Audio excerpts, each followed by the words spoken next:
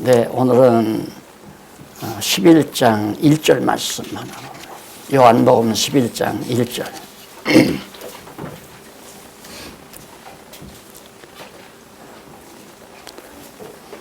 어떤 병든 자가 있으니 이는 마리아와 그 형제 마르다의 촌 베다니에 사는 나사로라.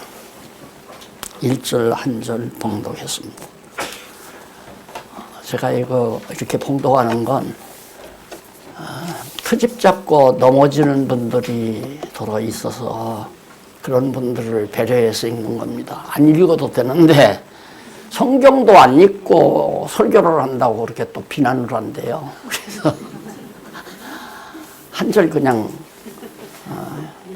죄송합니다. 형식 삼아 읽는 겁니다. 다 아는 거.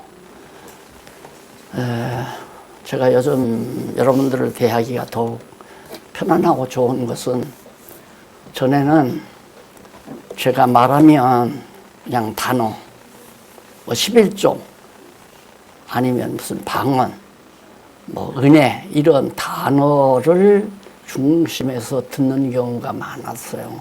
그래서 한 문장도 제대로 안 듣고 그냥 단어 몇 개 듣고는 난리를 치는 그런 경우가 참 많았는데 그 다음에 점점 가면서 이제 문장을 듣더라고요. 그런데 이제는 성경 전체에 이 방대한 성경 전체에 줄기를 여러분들이 듣는다는 데서 제가 거두절미하고 어디서 얘기를 해도 여러분들이 다 알아듣고 함께 공감할 수 있다는 것이 40-50년 동안의 결실로 생각하면서 매우 보람있고 의미있게 생각하면서 편안한 마음으로 강의를 늘 합니다.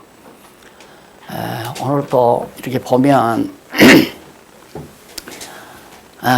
생명의 주인에 의한 성취 내용이 10장부터 11장까지 나오잖아요.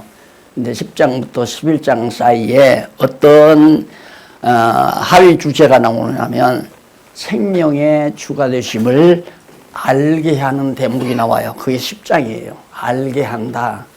그 다음 알게만 하면 뭐예요? 그러니까 보통 여기서 제가 드리고 싶은 건 대부분 우리는 기독교는 알고 믿는 게 아니다. 무조건 믿는 거다. 이거예요. 알고 믿을 필요가 뭐냐. 알면 되는 거지. 그러면서 신학교에서 제가 그렇게 강의를 들었어요. 제가 이렇게 따져 물으니까 기독교는 그렇게 알고 믿는 게 아니냐. 무조건 믿는 거고. 이렇게 얘기를 해가지고 나는 도대체가 이해가 안 가는 거예요. 그 말은 맹신하라는 얘기 아니에요. 맹신. 그냥 모르고 믿어라. 그래서 기독교가 다 주저앉는 거예요. 지금 난리 아니에요. 다 폭삭폭삭 주저앉는다고. 우리 장안유관교회는 안 주저앉아요. 그렇죠. 안 주저앉죠. 네. 알게 한 다음에 알면 뭐예요? 그 알면 뭐하는 게 아니라 알면 믿어줘요.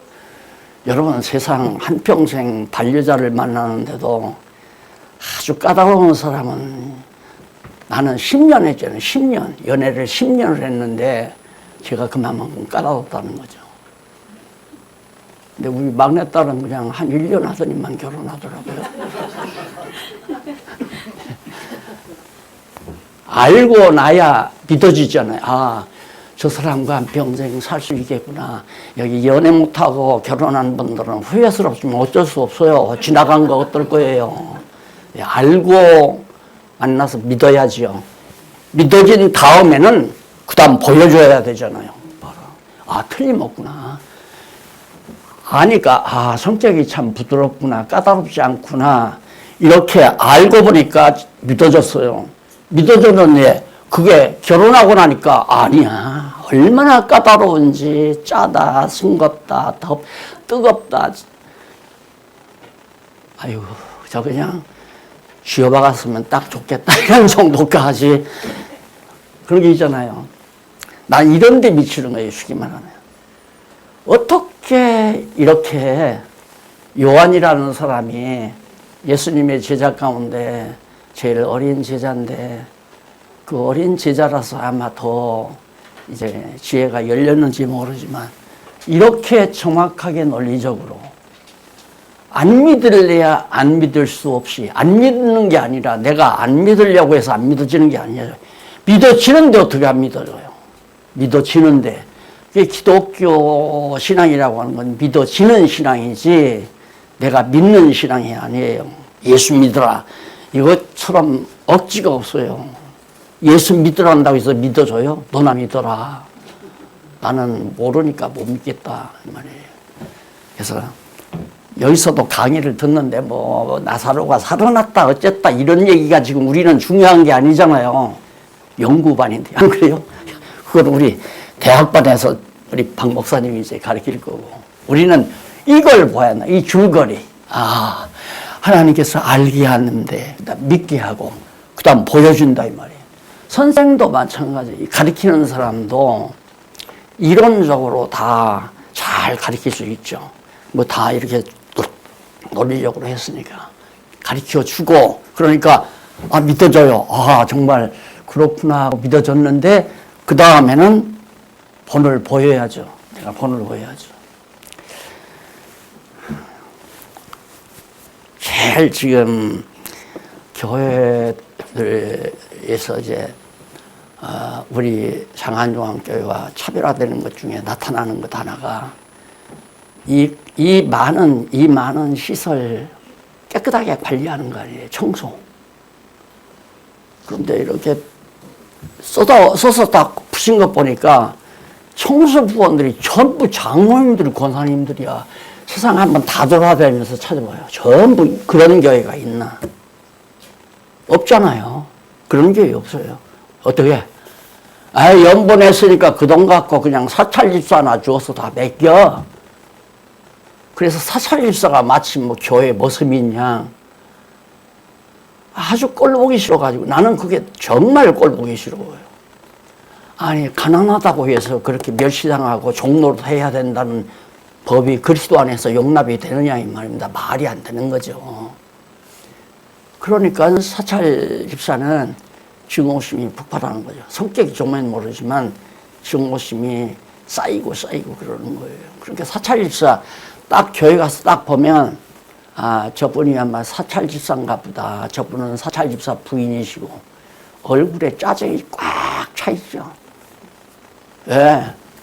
명령하는 장로도 목사도 목사 사모도 또 목사 사모가 되게 사찰들을 모성 부리듯이 부리잖아요. 말도 안 되는 거예요. 그런데 그걸 누가 당위에서 결의한 것도 아니고 조직위에서 결의한 것도 아니고 우리 장로 집사님들 권사님들이 다 우리 청소합시다 이런 것도 아니고 또 점심도 그래요. 점심도 정말 안 해도 상관없어요. 하기 싫으면 내가 하지 말라고 그래요. 청소도 그렇고 밥도 그렇고 점심도 그렇고 안 하면 한 끼 금식하면 되는 거예요. 금식해서 배고픈 사람이 하면 되는 거고 안 그래요? 하기 싫으면 굶어야 되고 그렇게 쉬운 방법인데도 그걸 막 그냥 명령적으로 제도적으로 짜가지고 다음에는 누가 하고 뭐 이런 식으로 규제를 정해서 해나가다 보니까 교회가 너무 딱딱하고 행정기관처럼 그걸 안 해줘. 그냥 굶는 날도 있어야 돼요. 굶는 날도. 가만히 보니까 그 구역, 지구 짠 거 보니까 어떤 지구는 막 2배, 3배가 되는 구역이 있어요. 성도들이. 그런 교회는 점심마개도 그렇게 어렵지 않겠더라고요. 그런데 자리야 서너 가장 되는 지구도 있어. 그것처럼 불공평한 게 어디 있어요. 아, 꼭 뭐, 경제 자르듯이 딱 잘라가지고 너는 여기 강남구니까 강남구에 속하고 너는 서초구니까 서초구에 속하라. 그럴 필요가 뭐 있어요. 적당히 가까우면 배정을 적당하게 했는데 안 가려고 또 하는 것 같아요. 안 가려고. 왜? 저쪽 가면 부담이 크니까. 다 알지. 그러니까 숫자가 많은 성도들은 이 실제 얘기를 이제 우리 보여줘야 되니까. 안 그래요? 성도들 수가 작은 데 가면은 부담이 크잖아요. 내가 안 할 일도 해야 되고. 그러니까 그런 계산 속은 참 빠르단 말입니다. 그래서 안 가려고 하니까 아마 그걸 배정할 때 제대로 못하고 욕먹으니까. 자원해서 가세요. 아니, 가세요가 아니라 자원해서 가고 싶으면 말리지는 않습니다. 나는 어느 지구로 가서 함께 교제해서 같이 협력해서 일을 하고 싶다 하면 서령 멀리 떨어졌더라도 글로로 가시면 돼요. 그런 것들이 이제 하나하나 잡혀져 가는 느낌을 제가 요즘 굉장히 강하게 느끼거든요. 그래서 우리 장안중앙교회는 찌그러들지 않는다. 절대. 왜? 성령께서 각자의 마음속에 소원을 줘서 하게 하시기 때문에 목사가 시키는 것도 아니고 장로가 시키는 것도 아니고 권사가 시키는 게 아니잖아요. 제일 어려운 청소 문제가 깔끔하단 말입니다. 너무너무. 그 다음 조금 어려운 게 밥하는 거 아니에요. 이제 밥하는 것도 많이 해결이 되는데 숫자가 적은 지구에서는 조금 힘들어하지 않겠나 이런 생각을 제가 하고 있어요. 그래서 나라도 갈까 싶은 생각이 들어요. 이런데 우리 지구도 그렇게 많지 않은 것 같아요. 나 있는 지구도. 오늘도 봉사할 사람이 그렇게 많지 않다고 그런 얘기를 내가 들었는데, 자, 이렇게 우리가 서로 저쪽 지구도 내 지체고 이쪽 지구도 내 지체인데 같은 지체들끼리 아무 데 가서라도 서로 협력해서 할 수 있도록 그렇게 이렇게 보살펴야죠. 쭉 살펴봐. 아이고, 어느 지구가 참 힘들겠다. 이렇게 느끼면 나라도 갈까 이런 생각을 좀 할 수 아마 그렇게 생각들이 지금 정도는 우리가 할 수 있지 않겠나 이런 생각을 해봅니다. 그래서 예수님께서 행하신 일을 사도 요한이 그걸 이렇게 논리적으로 체계 있게 알려주고 믿게 해서 사실대로 보여준다 그 말이에요. 이게 보여주는 건 사실 근거거든요. 사실 실제로 이렇게 보여줘야 돼요. 자, 알려서 믿게 하는 건 조금 쉬워요. 성경 알려가지고 믿게 하는 건. 그런데 정말 그런 사실 근거를 보여주는 건 내가 행하지 않으면 불가능하잖아요. 내가 행해야지. 그래서 이번에 제가 가치론을 쓰면서 내 마음에 없는 얘기는 쓸 수도 없고, 내가 참 가치론 쓰기를 잘 미뤘다. 이렇게 많이 뒤로 밀어서 80이 넘은 이 상태에서 80 중반에서 이 가치론을 쓰게 된 것이 정말 다행스럽다 하는 생각을 많이 합니다. 왜냐하면 거의 내 신앙 고백과 같은 것이 되지니까. 그런데 내가 그렇게 생각지도 않고 행동도 안 하는 것을 성경에다 기록하면, 책에다 기록하면 그건 하나의 학문에 불과한 거예요. 그냥 죽은 학문에. 사실 근거가 없는. 그래서 죄송해요. 제 얘기하는 것 같아서 제가 굉장히 느끼는 바가 많아서 그런 얘기를 좀 해드리는 겁니다. 그러니까 아까 처음 말한 대로 이제는 단어를 듣는 것도 아니고 한 문장만 듣는 것도 아니고 한 챕터만 듣는 것이 아니라 이제는 전체에 대한 논리를 배경 깔고 들으시는 데서 참 편안하다 했는데, 이것도 10장과 11장 내용이 이렇게 정말 이걸 지금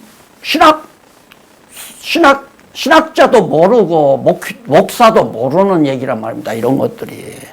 그러니까 무조건 믿으라고 자꾸만 얘기하고 믿습니다 하고 자기가 믿으려고 애를 쓰고, 아니야, 알려주고 믿게 해서 사실 근거를 보여주는데 그걸 어떻게 하면, 그 머리가 좀 이상하면 안 믿지만 머리가 제대로 돌아가면 안 믿을 수가 없고 믿어지게 된다. 이 얘기가 바로 11장까지 나와 있습니다. 자, 그러면 아주 큰 줄거리를 우리가 정리를 했으니까 오늘은 11장까지 간단히 마치기로 합시다. 15분인데. 자, 먼저 생명의 능력을 믿게 했다. 왜? 지난 주일날 알려줬잖아요. 내가 생명의 능력을 가지고 있다. 그걸 알려줬는데 그 사실을 믿게 하는 작업이 예수님의 사역이 뭐냐면 11장 1절로 4절에서 나사로의 병이 하나님과 아들의 영광을 위함으로 알려줍니다. 위함임을 알려줘요. 갑자기 어느 마을에서 사람이 죽었대요. 누가 죽은 나사로가 죽었대요. 그게 나사로는 누구냐면 베다니에 사는데 베다니에 이제 자매가 살고 있었어요. 마르다와 마리아가. 마르다가 언니고 마리아가 동생일 거예요. 마르다와 마리아가 살았는데 그 사람들이 어떤 사람이냐면 예수님께로부터 병을 고침을 받은 여인들이에요. 그러니까 이 사람들이 철저한 그리스도의 예수를 믿는 자매들이죠. 그런데 예수님이 이제 복음을 전하러 다니면서 이제 거기를 자주 못 들렸어요. 근데 못 들렸는데 갑자기 그 베다니에 사는 두 자매의 동생인 나사로가 죽었다는 거예요. 그러니까 예수님께서 야, 죽은 게 아니라 자는 거다. 그렇게 얘기를 해요. 죽은 것이 아니라 자는 거다. 병들었다. 죽었다 이 말입니다. 이제 가자. 잠 깨우러 가자. 잠들었으니까 잠 깨우러 가자 하고 예수님이 가는데 바삐 가야 되잖아요. 빨리 글로 그냥 직행을 했어야 되는데 직행을 안 해요. 중간에서 시간을 낭비하면서 있으니까 예수님이 온다는 얘기를 듣고 그래도 마음이 너그러운 언니가 마르다가 마중을 나와서 예수님 얼마나 반갑겠어요. 마중을 나와서 하는데 동생은 삐져가지고 안 나가는 거예요. 동생은 아직도 좀 어리니까 삐졌는지 예수님이 좀 여기 계셨으면 내 동생이 안 죽었을 거 아니냐 이거예요. 근데 한 번도 오지도 않고 자주자주 좀 오지 이게 이런 식이겠죠. 목회가 그거 아니에요. 다른 집은 신방 잘 다니면서 우리 집은 신방한다. 나는 그래 아예 신방 안 다니잖아요. 어디는 가고 어디는 안 가더라. 이런 그것 때문에 목회 실패하는 사람 많아요. 목사 혼자서 어떻게 우리 교회 수가 많지 않지만 수천 가정, 수만 가정 되는 교회를 목사가 어떻게 다 다니겠어요. 그러니까 목사는 장로들 가정만 하고 다음에 부목사는 이제 권사들 가정, 집사들 가정하고 저 이제 막 들어온 부목사들은 신입교인들, 세례교인들 이런데 배정해서 어디서 어디까지는 누가 오고 그래서 정목사가 담임 목사가 부목사를 7, 8명씩 큰 교회는 7, 8명씩이 한 20여 명씩 그렇게 두잖아요. 그 신방하게 하려고. 네, 신방하게 하는 것은 신방을 해야 목회학 강의 시간에 들으면 신방을 잘해야 된다. 교회에 부흥을 시키려면. 근데 제가 해보니까 신방은 개인적인 사적 교류가 가능한 시기예요. 그러니까 사적으로 속 있는 말을 서로 할 수 있는 그런 시기. 목회라는 게 이런 방법으로 개인과 개인 사이의 사적 교류를 통해서 결국에는 사랑을 운집하게 만드는 그러한 하나의 기법이 바로 목회학에 들어가 있구나. 이런 것도 저는 너무 예리하게 받아들여가지고 그런 것마저도 처음에는 모르니까 안 할 수가 없잖아요. 교인들이 어디 사는지도 모르고. 근데 지금은 우리 성도들 어디 사는지 하나도 모르는데, 지금 솔직히 어디 사는지 하나도. 그래도 섭섭해하지 않고 너무 고맙고 감사하고요. 사실 성도님들 가정에 전화번호 하나도 모르거든요. 한 사람도 전화번호 외우는 사람이 없어요. 죄송해요. 우리 박국기 교수님 가끔 내가 목사님 전화를 해도 전화번호를 내가 외우지를 못. 그전 거 하나 보면 알겠는데 또 바꿔가지고 모르겠어. 잊어버려가지고. 그런데도 여러분들이 이렇게 함께 진리 안에서 시간을 보낸다는 것은 우리에게는 접착제가 따로 있잖아요. 알고 믿고 본 것이 같으니까. 이게 굉장히 중요해요. 교회는 이렇게 세워져야 된다 그 말이에요. 벽돌 그냥 쌓아놓으면 그 집 무너져 버리죠. 이게 벽돌과 벽돌을 연이어주는 그걸 밥이라고 그러잖아요. 그걸 다 건축업자를 놓고 또 한 장 놓고 또 밥을 놓고 또 한 장 놓고 그러듯이 그 세멘트 밥이 바로 알고 믿고 보게 만드는 거죠. 그러니까 여러분들이 이제는 아마 예습하면서 11장, 10장과 11장 다 읽어보셨을 거예요. 아, 이 말씀이 여기 있구나 하면서 줄거리는 지금 다 알고 계실 거란 말입니다. 그러니까 그게 뭐냐면 바로 이 핵심을 전하기 위한 내용들이다라고 생각하면 아마 성경 읽어서도 아, 그래서 그랬구나 하는 걸 이해가 되실 겁니다. 그렇기 때문에 그냥 성경 좀 깨닫고 나서 아, 이제 나도 가르칠 수 있겠다. 사람들이 그렇게 생각하거든요. 이걸 딱 공부하고 나면 금방 자기도 가르칠 수 있을 것 같죠. 너무 쉽게 잘 교재를 써놨으니까 아유 죄송해요. 네, 쉽게 써놨다기보다도 내가 요즘에는 이제 나도 한 번씩 읽어보면 아, 이것만 읽어도 다 깨닫게 돼 있구나. 그리고 솔직히 그런 소문이 들려오고요. 실제로 이것만 읽고 공부하는 분들이 많이 있어요, 지금. 상당히 많이 있어요. 이 연결을 하는 거 보면. 그래서, 아, 제일로 책을 쓰는 사람은, 야, 이걸 이렇게 썼는데, 이걸 모르시는 분들이 있고, 이해를 해서 믿어줄 수 있을까? 그게 제일 걱정 아니에요. 그게 제일 궁금한 거 아니에요. 그런데 이제 그게 확인이 되니까, 아, 읽기만 해도 되겠구나. 그러니까, 아, 나도 하겠다. 가르치는 건 이유가 아니에요.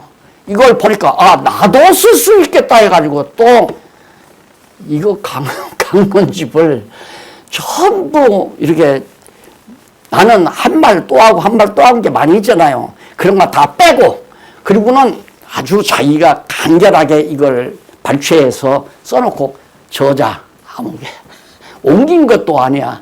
저자 함께 자기 그리고 앞에다가 내 사진을 또 나하고 자기하고 사진 딱 갖다 올려놓고 그런 목사님도 계셨고 또 아야 이 책을 저자 이름을 자기 이름으로 바꿔서 그렇게 복사해가지고 쓰는 사람들도 있어.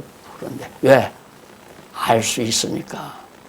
그래서 조금 배우면 자꾸 사람들로 나한테 와서 배우라고 내가 가르쳐 준다고. 딱 들어보면 아, 못 듣던 얘기거든요. 그러니까 호흡만 하고 따라 들어가서 거기서 그냥 완전히 그게 다인 줄 알고. 네. 아는 것이 문제가 아니에요. 믿어줘야죠. 믿어지고 보아야 생활을 통해서 자꾸 보아야 그 다음에는 가르치는 것이 먼저가 아니라 보는 것이 먼저고 보고 나면 되는 게 먼저고 하나님의 사람이 되는 게 문제란 말입니다. 그래야 본을 보여서 가르치죠. 안 그래요? 그러면 내가 여러분들에게 이렇게 다 가르쳐주고는 나는 욕심 차릴 거 다 욕심 부리고 미워할 놈 미워하고 싸울 거 싸우고 화낼 것 화내고 그러고 산다면 그건 완전히 하나의 쉬워죠. 쉬워. 안 그래? 그래서 조금 진리를 깨달으면 미숙하면 남을 가르치려고 들기만 하고 성숙하면 자기를 돌아본다고 하는 이러한 생각들이 마음에 자리 잡고 있는 거죠. 그러니까 남을 가르치는 게 중요한 것이 아니라 내가 되는 게 중요하다. 그런 얘기고 교회 개혁을 내가 하려고 하지 말고 교회 개혁이 되게 해라 하는 얘기고 지금은 여러분 그전처럼 하자면 지금 막 폭동 일어날 거래요. 미쳤어. 박 목사 미쳤어 하고 그전처럼 하자면 아, 나 당회장이니까 당회 멀말 당회합니다. 그리고 당회 장로님들 한 년에 한 번 모셔놓고 뭐 어쩌고 어느 구역은 어떤 구역 하고 그 다음 재직회에서 보고하라고 해요. 돈 어디다 쓰고 왜 거기다 썼습니까? 또 고함을 지르고 난리를 치고 우리 그런 거 하나도 없잖아요. 놔두면 돼요. 여러분, 산속에 있는, 들에 있는 모든 초목들 보세요. 누가 가서 김 매요? 누가 거름 주나요? 누가 관리하나요? 매버려 주는데도 자랄 때 자라고, 꽃이 필 때 꽃이 피고, 열매 맺어서 여물 때 여물 맺고, 때가 되면 또 낙엽이 져서 땅으로 다 시들어 없어져 버리고. 누가? 하나님이 그렇게 하시는 거 아니에요. 그러니까 교회도 하나님이 주인이시고 예수 그리스도가 머리니까 사람은 그냥 가만 놔두고 하나님이 주신 은사대로 때가 되면 이렇게 가르치기만 하면 돼요. 가르쳐 주기만 하면. 그 이상 아무것도 필요 없어요. 가르쳐 주면 알고 믿고 본 것이 같으니까 생각이 같잖아요. 그런데 예를 들어서 제가 딱 잠깐 차 한 잔 먹고 싶어서 나갔다. 나갔는데 장로님이 거기 당장 장로님 내가 차 살게요. 당장 왜? 너무너무 반가워서 점심 잤어? 안 먹어. 아이고 갑시다. 가서 내가 소고기 그렇다고 나 가는데 찾아서 또 딱 와 앉았으면 안 돼요. 그렇게 될 거 아닙니까? 그게 뭐 성찬이에요. 성찬식. 우리 성도가 만나면 같이 먹고 마시고 담소하고 진리 안에서 같이 다시 한번 확인하고, 이게 우리가 지금 학습하는 그게 학습이란 말입니다. 맞는가 틀린가 하고 확인하는 시간이 이제는 우리는 학습이지, 전혀 모르는 걸 가리키는 것이 학습이 아니에요. 우리는 성숙했으니까. 때가 되면 우리 박 목사님 한 분 그 얘기를 기억나게 하려고, 우리가 자꾸 말을 안 하면 잊어버리니까 말을 하면 기억이 나죠. 그래서 말하는 게 매우 중요하죠. 죄송하지만 우리 저를 많이 지금 오랜 동안 몇 년 동안 안 보신 분들은 이름이 가물가물해요. 그 전에 교회 사택가 없었을 때는 거의 뭐 이름 보기만 하면 막 딱 이랬는데, 한 몇 년 동안은 전혀 부를 일도 없고 얼굴도 보는 일이 없으니까 생각이 안 나잖아요. 그러니까 지금도 마찬가지죠. 코로나 때문에 안 오기 시작해서 벌써 3년 못 봤죠? 그대로 보면 한 3년 가까이 지금 지났잖아요. 못 봤죠? 5, 6년 지나니까 그동안 교회 안 나오신 분은 머리는 얼굴은 이렇게 보이는데 이름이 생각이 안 나는 거예요. 그래서 말씀도 이렇게 모여서 다시 알지만은 또 말씀하고 하는 건 다시 기억나서 잊어버리지 않게 하는데 목적이 있다. 그러니까 바로 지금 이 말씀이 오늘 우리에게 지금 나타나는 건데, 생명의 주라고 믿게는 했지만은 제자들도 정말로 예수님이 생명의 주인이신가 말을 하니까 예수님께서 다 비유를 들어서 얘기하고 해서 알게 하니까 믿었단 말이에요. 그런가 보다 했는데, 나사로가 병들어서 가는 동안에 제자들이 무슨 얘기인지를 몰라요. 예수님이 생명의 주라고 믿었으면 잔다 하면 아마 가서 죽은 사람을 깨울란가 보다 이렇게 알아들어야 되잖아요. 그런데 잔다고 그렇게 얘기하니까 그걸 못 알아듣고, 그러니까 예수님께서 그렇게 얘기를 하시죠. 살아서 나를 믿는 사람은 영원히 죽지 않는다. 그 영원히 죽지 않는다는 말은 육체가 영원히 죽지 않는다는 말이 아니잖아요. 영원히 살 수 있다. 내가 생명의 주인이니까. 그걸 얘기하시면서 죽어도 산다. 나를 믿는 자는, 내가 생명의 주인인 나를 믿는 자는 죽어도 산다, 그 말이에요. 그러니까 잔다라는 말이 죽었다는 말이지, 하마터면 바보 멍충이들이라 이 말을 할 뻔하세요.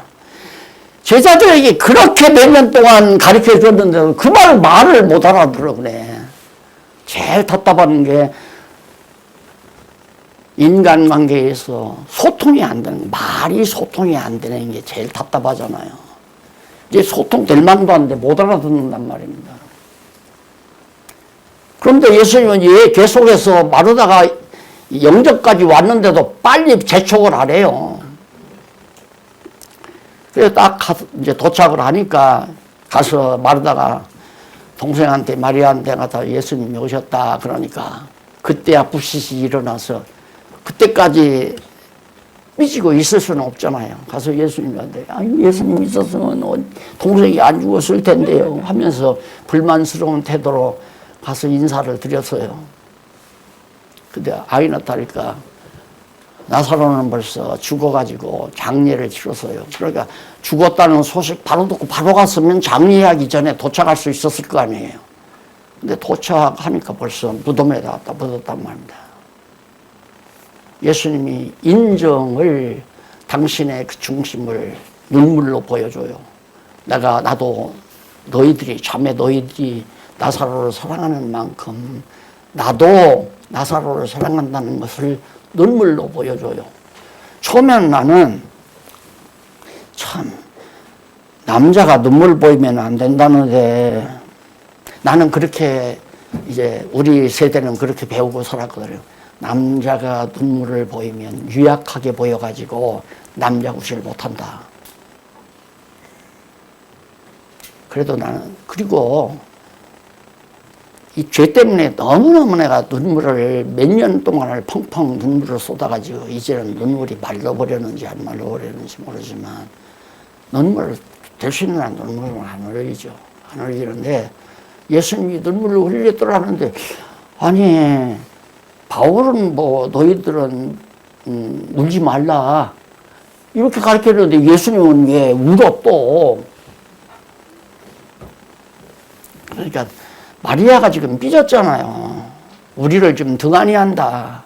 동생이 병들어 죽게 됐다는데 왜 빨리 안 오고 지금 와도 뭐 한 5리밖에 안 됐다는데 와도 벌써 왔을 텐데 그렇게 삐질 만도 하죠. 왜? 예수님이 나도 너희들의 심정이나 똑같다. 슬프다. 마리아가 죽었다는 게 눈물로 보여주는 거 아니에요. 보여주고 나사로를 가서 살려내잖아요. 나사로야 일어나라. 말 한마디 하니까 그냥 다 쌓인 시체 묻으려고 갖다 다 싸서 갖다 붙잖아요. 그대로 일어나니까 얼마나 무서웠겠어요. 그거 다 풀러주어라. 풀러주니까 그러 나왔어요. 보여준 거란 말이에요. 그래서 지체함을 왜 예수님이 그렇게 지체했는가? 여기 나오잖아요. 하나님의 아들의 영광을 위함이기 때문에 죽어서 가서 살려주어야 생명의 능력을 볼 수가 있지. 안 죽었는데 병이나 고쳐주면 그것도 그렇게 안수하니까 병 나는구나 이 정도죠. 그러나 죽은 것은 살아나야 힘들잖아요. 그러니까 제자들도 믿게 해야 되고 마르다나 마리아도 분명히 믿게 해야 되니까 그 믿게 하도록 보여주려고 죽은 다음에 그래서 예수님이 가신 것이다. 그러니까 어떻게 보면 인간적인 입장에서는 쇼라고 볼 수 있죠. 쇼라고. 뭐 쇼라는 게 보여주는 거니까 뭐 쇼는 쇼죠. 보여주는 거니까. 그래서 우리가 죽는 것도 하나님의 영광을 위해서, 병드는 것도 하나님의 영광을 위해서, 가난한 것도 부유한 것도 천대받는 것도 여시받는 것도 이 세상 어느 사건이든지 하나님의 영광을 위해서 되지 않는 일이 하나도 없다. 가치론을 지금 여러분 들으시는 거예요. 어떤 일이든지 불만할 수 있는 조건이 없어요. 어떤 일이나. 왜? 나사로를 죽게 해서 살려내는 거 아니에요. 하나님이. 그래야 하나님의 능력의 영광, 생명의 능력이 보여주니까. 그러니까 내 믿음이 약하면 믿음을 키워주는 방법이 뭐냐면 가장 극한적 상황에 처하게 했다가 그 상황에서 상상할 수 없는 하나님의 능력으로 벗어나게 할 때 맞구나. 진짜 맞구나. 이게 좀 오래 살아도 좋은 면이 있더라고요. 왜? 보는 게 많으니까. 보는 것이.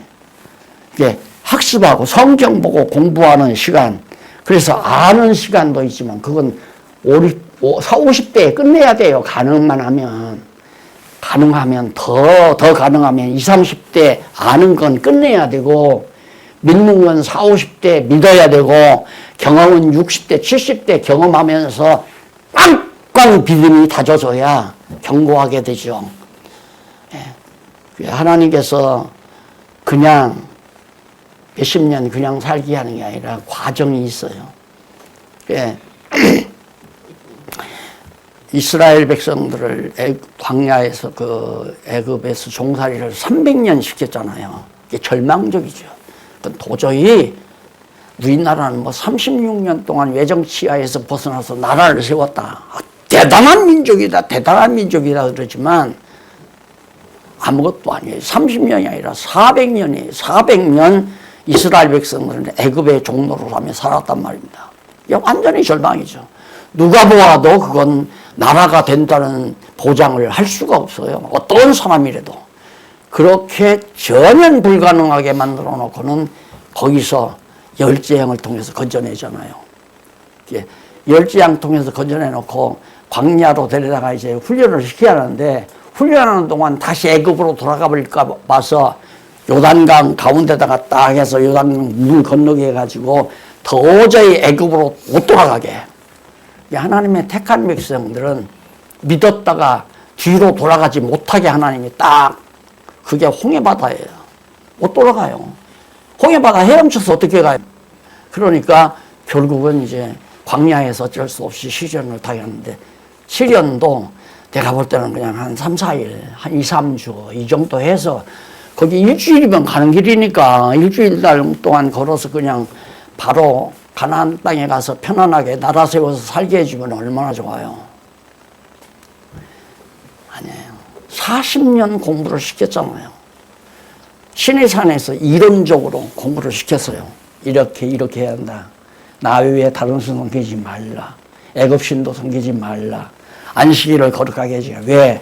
너희들 이렇게 애굽에서 종로로 다는 너희들 건져서 안식의 땅으로 데려갈 테니까 그 안식일 거룩하게. 그렇게 7일 동안에 7일 만에 주일날이 돌아오는 것은 편안히 속초에 가서 회한 사람 먹으러 가라고 주일날 주는 게 아니잖아요. 주는 이유는 오늘은 편히 쉬는 날이지. 왜?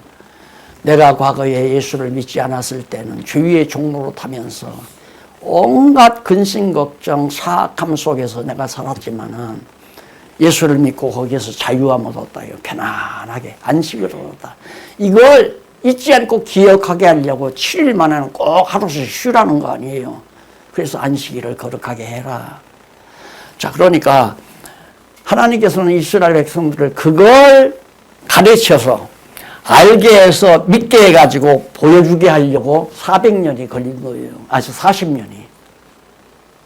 자, 그러니까 우리 인생도 나는 계속해서 그전에도 내가 얘기했지만 나는 지금 장안중앙교회 목회하지만 난 목회가 목적이 아니라고.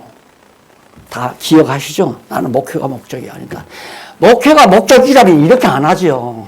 내 인간 수단 방법 다 쓰죠. 나도. 그래도 뭐 당회장이다 할 때는 내가 자꾸 뒤로 앞으로 갔다가 뒤로 또 물러갔다 앞으로 갔다 뒤로 물러갔다 하는 이유는 재직회 할 때 보면 이달은 300만 원 적자입니다. 송 장로님 그 목소리가 쟁쟁해요 지금까지. 그러면 성도들이 애써서 저에게 준 목회비가 당장 통장 들고 그냥 은행으로 갔다 왔다. 그냥 생각은 이거 그냥 은행에 가서 찾아가지고 다 입금시켜버리고 말까. 거기 모자라는 돈 내가 충당합니다고 내놔버리고 말까. 그러니 너무 괴로웠죠. 괴로워가지고 나중에는 몇 년 동안 나 재직회 사회 안 하려고. 재직회 사회하고 나면 한 달 동안 밥 먹은 게 다 넘어오려고 그래, 다. 더럽고 치사해서. 내가 왜 이런 밥을 먹고 살아야 하나. 그 생각 때문에. 좀 재직 여러분들 좀 신경 좀 써주세요. 내기 싫은 사람들한테 왜 내라고 그래. 그래서 심장모님한테 다른 교회 부당의장이라고 없어요. 그런데 우리 심장로님 부당의장 시켜가지고 장로님이 제일게 하세요. 그리고 안 했잖아요. 듣기 싫어가지고. 그래도 뭐 다 문서로 나오는데 뭐. 그래도 뒤집어 엎어버린 거예요. 10번, 1000번 잘했죠. 뒤엎어버린 거. 나 성경대로 하다가 굶어 죽어도 성경대로 하다가 굶어 죽고 싶다. 이 생각 때문에. 그래 뒤집어 엎고 보니까 이렇게 좋은 걸. 돈 얘기가 우선 없잖아요. 사람이라 돈 얘기 있으면 벌써 생각이 이상해져요. 돈 하면 벌써 이상해진단 말입니다. 생각이 바뀌어요. 이렇게 딱. 돈 이렇게 생각하면. 그래서 정말 하나님께서 당신의 뜻을 당신이 이루어가기 때문에 이스라엘 백성들 것처럼 40년 동안 걸려가지고 신의 산에서 율법조사 알게 해가지고 믿게 해서 보여주는데 가데스바네아에서 이제 좀 땅 너들 가서 봐라. 그 땅이 얼마나 살기 좋은 땅인가. 그런데 갔다 오더니만 12사람이 갔다 오더니 10사람은 야 가자 좋다 그러고 왔는데 나머지 10사람에 2사람은 갈렙과 여호수아 아니에요. 그러니까 10사람은 아니야 우리는 메뚜기 떼 같아. 그 사람들은 막 얼마나 구척같이 키가 크고 힘이 센지 우리는 상대가 안 된다. 가자 애굽으로 가자 이거예요. 애굽 가서 그냥 일해주고 밥 한 그릇씩 얻어먹는 게 훨씬 낫다. 그리고 안 믿어요. 그러니까 그 사람들 광야에서 다 죽어버렸어요. 가서 보고 믿은 사람은 가자 맞다 복지 땅이다 하나님 우리와 언약을 했으니까 가면 된다 이렇게 주장한 갈렙과 여호수아는 가나안 땅 갔잖아요. 그래서 이 보고 믿을 수 있는 기간이 60대, 70대, 80대라고 그렇게 생각을 하면서 그걸 볼 줄 아는 시각이 중요하잖아요. 그 시각은 알고 믿는 사람의 시각이라야 맞다. 보고 정말 맞네. 정말 맞네. 이것이 경험적인 학습교재예요. 체험적인 학습교재고 직접 만나 내려오고 하늘에 내려오는 만나 먹어봤잖아요. 경험하잖아요. 그리고 또 여러 가지 광야에서 어려운 시련을 겪으면서 체험 다 하잖아요. 그래서 경험과 체험을 통해서 우리의 믿음이 더욱 견고해지는. 그래 우리 장안중앙교회 현재 여러분들의 신앙이 내가 볼 때는 가장 정상적인 궤도에서 잘 성숙해 간다. 아니 여러분 듣기 주라고 하는 얘기가 아니에요. 저 이런 성경의 이론에 따라서 하는 거예요. 이제 내가 뭘 보여주고 싶다. 그래서 그 아름다운 모습을 서로 보는 여러분들이 내게서도 아름다운 모습을 봐야 되고 나도 여러분들의 아름다운 모습을 봐야 되고 김 집사는 이 집사의 아름다움 박 집사는 최 집사의 아름다움 이 서로의 아름다운 모습을 보며 사는 것처럼 행복한 일이 어디 있습니까? 그게 행복론의 핵심이에요. 기독교 행복론의 핵심. 아름답게 성숙하는 교회를 바라보면서 노후를 황혼에 젖어드는 인생이야말로 가장 값지고 아름다운 삶이다. 그 이상 없어요. 그게 잘 이해가 안 거거든요. 옛날 어른들이 왜 뭐 10남매, 8남매라는 이유가 뭔지 압니까? 그렇게 길러 놓으면 자녀들이 자라서 다 논전납제해서 나눠주면 그것도 결혼해가지고 오물오물 가정 이루어가지고 아름답게 사는 모습을 보면 늙어가도 좋아지잖아. 늙어가도. 한 번이나 찾아오면 그냥 딸 사이 찾아오고 아들들이 찾아오고 이러면은 그게 인간 육신의 삶의 보람이죠. 그거랑 똑같아요. 우리는 다 그리스도의 지체들 아니에요. 그리스도를 중심으로 이루어진 지체들이기 때문에 성도들 각자가 아름다운 모습으로 인생을 영위하며 사는 모습을 보면 그 아름다움을 볼 수 있는 사람은 아름답게 보이는 거 아니에요. 그 아름다움을 보는 눈이 있어야 아름다움을 아름답게 보는 거지. 그렇지 않으면 아름답게 안 보는 거죠. 걱정, 근심 없이, 염려 없이. 교회 와서도 징징 울고 얼굴 찌푸리고 주여 주시옵소서 원불이 피면서 나는 이건 아유 저 언제나 사람 되나 이러죠. 뭐 언제나 사람 되나. 요즘도 그런 교회 천지가 많잖아요. 막 이러면서 이러면서 그걸 어떻게 보고 사느냐며. 그걸 왜 보는 줄 압니까? 잘 가졌다. 너는 내가 하라는 나라 잘하게 생겼구나. 이래서 목회자가 좋아하는 거예요. 통성으로 기도해 하면서 막 강다스을 두드리면서 사람을 흥분시키는 이유가 그렇게 하라는 대로 놀아나니까 기분 좋잖아요. 여러분 왜 반려견을 왜 좋아하는 줄 압니까? 이렇게 하면 손 딱 올려놔. 하면 딱 서. 자기 하라는 대로 탁탁 움직이면 기분 좋잖아요. 목회도 그거예요.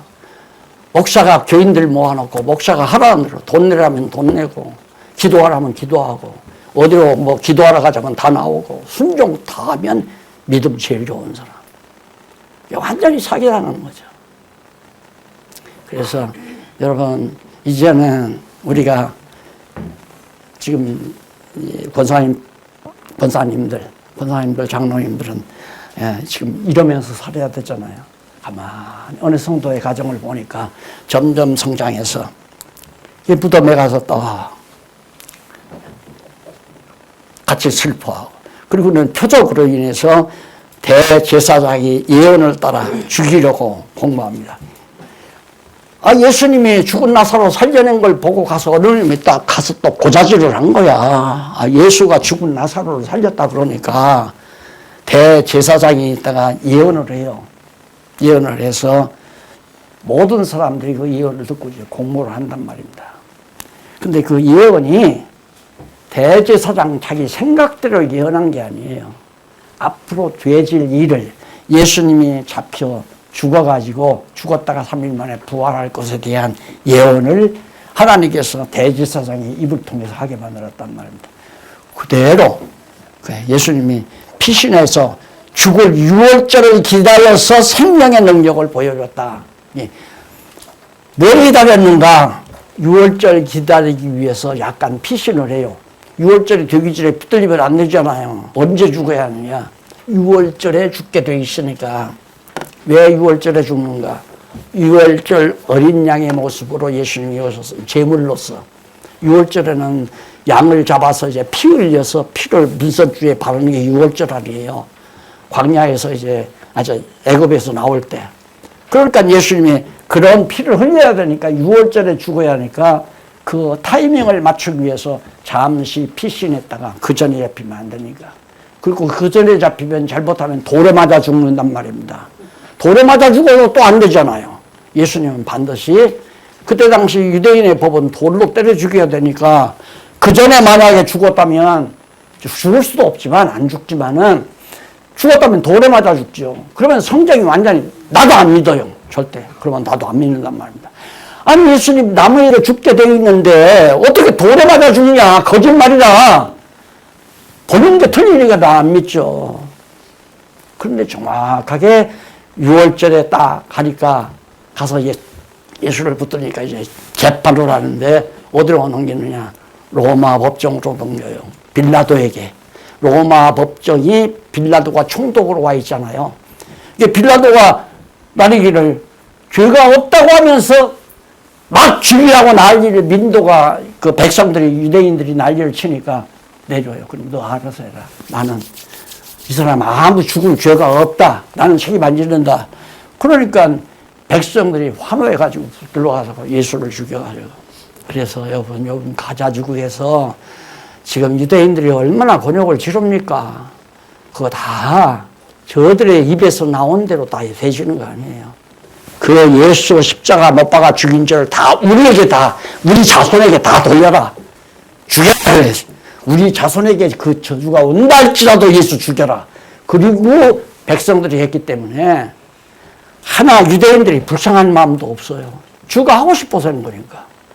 어떤 사람은 왜 하나님이 살아계시면 저렇게 잔인한 일이 벌어지느냐 하지만 하나님의 아들 무슨 죄가 있다고 그래. 죄 없는 예수를 십자가에 못 박아 죽이고 그러니까 그 자기들이 원하는 대로 그 죄가 지금 막 계속 언제까지 앞으로 유대인의 시대가 올 때까지 저 고난이 계속될 거예요. 지금 제 3차 환란에 지속되는 거 아니에요. 어쩔 수가 없어요. 그런 것도 다 눈으로 보는 거죠. 와, 가자지구에서 전쟁 땅이라, 야, 또 하나 보여주시는구나. 그러니까 안 믿을 수가 없잖아요. 어떻게 수천 년이 지났는데도 하나님의 말씀이 이렇게 정확하게 역사 속에서 이루어져 가느냐. 우크라이나 전쟁도 마찬가지입니다. 거기가 천주교는 아니지만 천주교에서 갈라나간 다른 러시아 종교예요. 러시아. 그것도 예수를 빙자한 종교지. 그러니까 아주 고약스러운 기독교를 갖다가 완전히 성경을 가지고 완전히 자기들 요리대로 러시아의 특수한 종교로 기독교라고 해서 기독교의 그 가지로 만들어낸 거죠. 그게 지금 거기서 다 막 박살나고 있잖아요. 그런 것들도. 자, 오늘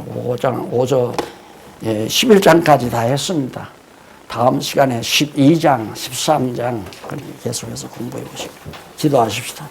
자비하신 아버지 하나님, 살아계셔서 우리에게 정말 하나님 살아계심을 볼 수 있도록 은혜 주신 것을 감사합니다. 눈뜨게 하시고 귀를 열게 하소서. 우리의 믿음이 더욱 견고케 하시옵소서. 예수님의 이름으로 기도드립니다. 아멘.